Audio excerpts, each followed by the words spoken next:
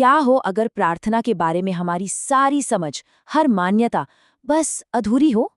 क्या हो अगर सुख और शांति मांगने की हमारी हर कोशिश असल में हमें उस परम कृपा से और दूर ले जा रही हो? ये सोचना भी थोड़ा अजीब लगता है ना? हम तो प्रार्थना को एक आराम, एक सहारे की तरह ही देखते हैं। लेकिन क्या ये मुमकिन है कि इसका असली मकसद कुछ और ही हो? कुछ ऐसा जो हमारी सोच से भी कहीं ज्यादा गहरा है? अब जरा इस पर गौर कीजिए, ये कोई मामूली बात नहीं है। ये महाभारत की महारानी कुंती के शब्द हैं जो वो भगवान कृष्ण से कह रही हैं। वो सुख नहीं मांग रही, वो आराम नहीं मांग रही, वो कह रही हैं कि कष्ट ही वो तरीका है जिससे वो भगवान को याद रख पाती हैं। और ये सिर्फ कुंती की बात नहीं है। इतिहास में न जाने कितनी महान आत्माओं ने पीड़ा को एक तोहफे की तरह देखा, उसे हटाने की प्रार्थना कभी नहीं की। आखिर क्यों? क्योंकि वो एक ऐसे छिपे हुए सच को समझते थे जो हमारी नजरों से पूरी तरह ओझल है। तो चलिए इस विषय की बिल्कुल तह तक चलते हैं। आज हम 3 बुनियादी सवालों के जवाब ढूंढेंगे। पहला, एक दयालु भगवान हमें पीड़ा क्यों देता है? दूसरा, ये माया आखिर है क्या? वो कौन सी अदृश्य शक्ति है जो हमारी पूरी दुनिया बनाती है? और तीसरा, और शायद सबसे जरूरी, क्या ऐसा हो सकता है कि जिन नामों से हम ईश्वर को पुकारते हैं वही नाम हमारी आध्यात्मिक तरक्की में रुकावट बन रहे हों? ये सवाल सिर्फ धर्म के बारे में नहीं है, ये तो हमारे जीवन के डिजाइन के बारे में है। हम सब असल में एक दौड़ में हैं, और पाने की दौड़ और बेहतर बनने की दौड़। लेकिन शास्त्र इसे कोई मामूली बात नहीं कहते, वो इसे एक रोग कहते हैं। संसार ये सिर्फ जीवन मृत्यु का चक्र नहीं है, ये आत्मा की एक बीमारी है। एक ऐसी बीमारी जिसमें हम इच्छाओं के एक कभी न खत्म होने वाले लूप में फंसे हुए हैं और हर जन्म में वही कहानी दोहराते हैं। ये वो बुनियादी बीमारी है जिससे कोई भी बचा नहीं है। हम अपनी मुश्किलों के लिए हमेशा बाहरी चीजों को दोष देते हैं, लोगों को, हालात को, किस्मत को। लेकिन असली समस्या बाहर है ही नहीं, रोग हमारे अंदर है, और उस रोग का नाम है इच्छा। ये जो लगातार कुछ न कुछ चाहते रहने की आदत है ना, हमारे सारे दुखों की जड़ वही है। और जब तक हम इस जड़ को नहीं पकड़ेंगे, हम बाहर की दुनिया में समाधान खोजते रहेंगे और कभी कामयाब नहीं होंगे। एक कहानी सोचिए। इच्छा के देवता मनमथ को अपनी शक्ति पर इतना घमंड हुआ कि उन्होंने स्वयं परमेश्वर पर अपनी इच्छा का बाण चलाने की हिम्मत कर डाली। और नतीजा, ईश्वर की तीसरी आंख खुली और एक पल में मनमथ जलकर राख हो गया। ये कहानी हमें एक बहुत कड़वा सच बताती है। जो दिव्य शक्ति है वो इच्छाओं को लेकर भावुक नहीं होती। जो चीज आपको इस चक्र में फंसाए रखती है उसे वो बेरहमी से खत्म कर देगी। तो एक बात साफ समझ लीजिए, ये सब किसी नए साल के संकल्प या जीवन में छोटे मोटे सुधार के बारे में नहीं है। ये हमारे अस्तित्व की, हमारी मौजूदगी की बुनियादी बीमारी को ठीक करने के बारे में है। और इसका इलाज 8 खास नामों में छिपा है। 8 ऐसे नाम जो सिर्फ नाम नहीं बल्कि चेतना के अलग अलग लेवल हैं। तो चलिए अब और गहराई में उतरते हैं। इन 8 नामों का जो सोर्स है वो है शिव पुराण की वायवीय संहिता। इसे एक नक्शे की तरह समझिए, एक ऐसा नक्शा जो हमें बाहरी दुनिया से हमारे अंदर की ओर ले जाता है। ये सिर्फ नाम नहीं है, ये हकीकत की परतें हैं, और हर नाम एक गहरी समझ का दरवाजा खोलता है। पहला नाम है शिव। इसका मतलब है जो मंगलमय है, द ऑस्पिशियस वन। ये सबसे बुनियादी लेवल है। जब भी हम जीवन में अच्छा चाहते हैं, सफलता चाहते हैं, पॉजिटिविटी चाहते हैं, तो हम अनजाने में ईश्वर के इसी रूप की पूजा कर रहे होते हैं। ये हमारी आध्यात्मिक यात्रा का, समझिए, पहला कदम है। दूसरा नाम है रुद्र। इसका अर्थ है दुख को दूर करने वाला।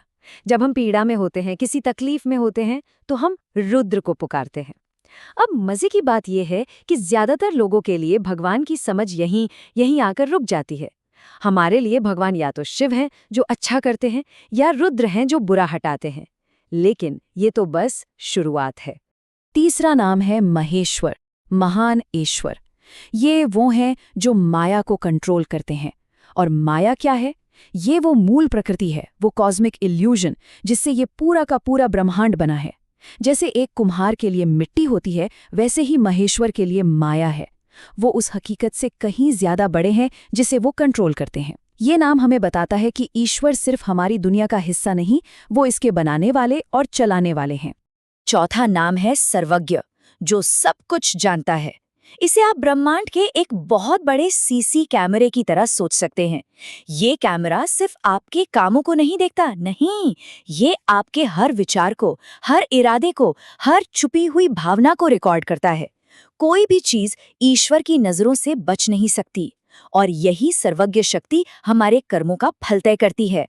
5वां नाम है पितामह, जिसका मतलब है दादाजी। ये नाम हमें कारण और प्रभाव की चेन के बिल्कुल आखिरी पॉइंट पर ले जाता है। देखिए, हर चीज का कोई ना कोई कारण होता है, लेकिन ये वो पॉइंट है जहां क्यों पूछना खत्म हो जाता है। वो आदि कारण है जिनका अपना कोई कारण नहीं, दी अनकॉज्ड कॉज। छठा नाम है संसार वैद्य, संसार रूपी रोग का डॉक्टर। और ये नाम हमारे पहले सवाल का सीधा जवाब देता है। ईश्वर हमें दर्द और तकलीफ क्यों देते हैं? क्योंकि वो एक डॉक्टर हैं, और एक डॉक्टर मरीज को वो दवा देता है जिसकी उसे जरूरत होती है, न कि वो जो उसे स्वाद में अच्छी लगती है। दर्द और सुख सुविधाओं का छिन जाना कोई सजा नहीं है, ये एक दिव्य नुस्खा है, हमें ठीक करने के लिए दी गई दवा है। अब आता है 7वां नाम, जो शायद आपको चौंका दे, विष्णु। शिव के 8 नामों में विष्णु का नाम क्यों? क्योंकि ये हमें रूपों से परे ले जाता है। विष्णु का अर्थ है जो हर जगह है, दी ऑल परवेडिंग। जैसे मिट्टी एक घड़े के हर कण में मौजूद होती है, ठीक वैसे ही ईश्वर इस सृष्टि के हर एटम में मौजूद है। यहाँ बात अलग अलग भगवानों की नहीं, बल्कि उस एक ही सर्वव्यापी सिद्धांत की हो रही है। और आखिर में 8वां और सबसे ऊंचा नाम, परमात्मा, परम आत्मा। ये सभी नामों और रूपों से परे है। ये वो निराकार परम हकीकत है जिसे उपनिषदों में ब्रह्म कहा गया है। ये वो चेतना है जो आपके, मेरे, हम सभी जीव जंतुओं के अंदर मौजूद है। तो अब इस पैटर्न को देखिए। इन 8 नामों की यात्रा असल में एक सफर है। ये बाहर से अंदर की ओर एक सफर है।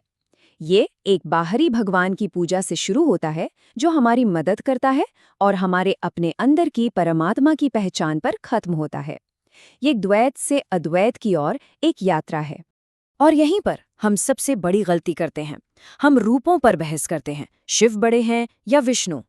हम नामों और दिखावे के आधार पर बंटवारा पैदा करते हैं, जबकि छिपा हुआ सच ये है कि वो एक ही सार के 2 अलग-अलग रूप हैं।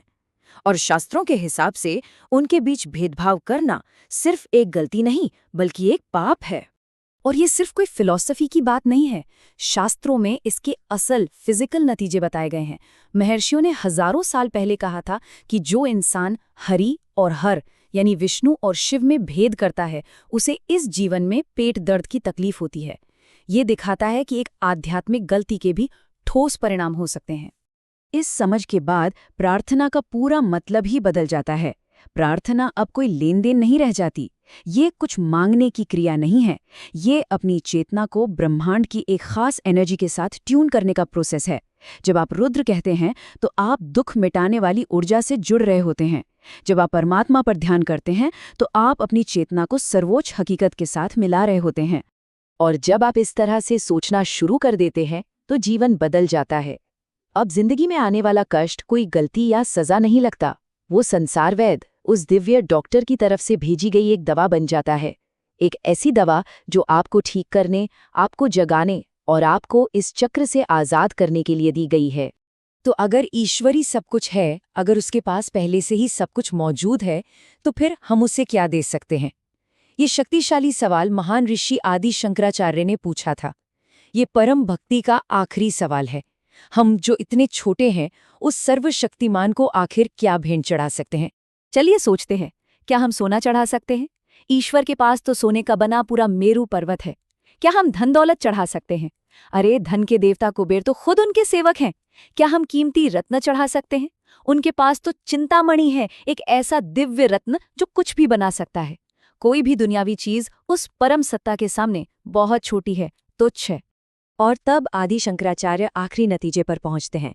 हे प्रभु, सिर्फ एक ही चीज है जो सच में मेरी है, जिसे मैं आपको दे सकता हूं, और वो है मेरा अपना मन।